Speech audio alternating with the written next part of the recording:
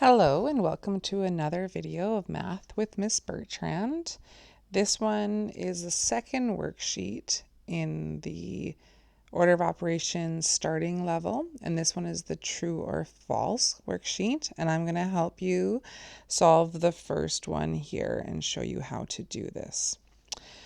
So the first thing you always want to write down is your order of operations. I always write it down at the top of my worksheets. And make sure you know what each one of these letters stands for. P is parentheses, E is exponents, division or multiplication can go either way, and then addition and subtraction can go either way. So this first one, it's asking us if 4 plus 16 divided by 2 is 10. Now, if I just went ahead and solved this question left to right, and I go 4 plus 16 is 20, 20 divided by 2 is 10, then I'd be like, oh, it's true.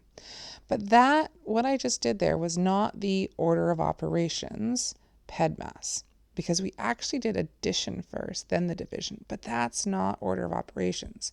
We need to do division first, then the addition, sorry. So let's erase that, and we're going to start again. So we're going to look at this question again. And if I were you, I would be working on a separate piece of paper or the whiteboard in front of you.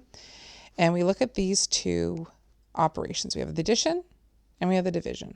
If we look at our order of operations, we do division before we do addition. So the first thing we actually have to do is 16 divided by 2. 16 divided by 2 is 8, and we rewrite the 4. Well, 4 plus 8 is 12.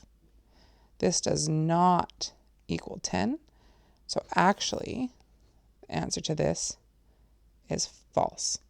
So again, if you would have just solved this question going left to right and went 4 plus 16 is 20, 20 divided by 2, you would have got 10. This is a common error. Please do not make this error. Make sure you follow the order of operations. Order of operations, PEDMAS. So the first question is false. And you can go ahead and do the rest of the questions.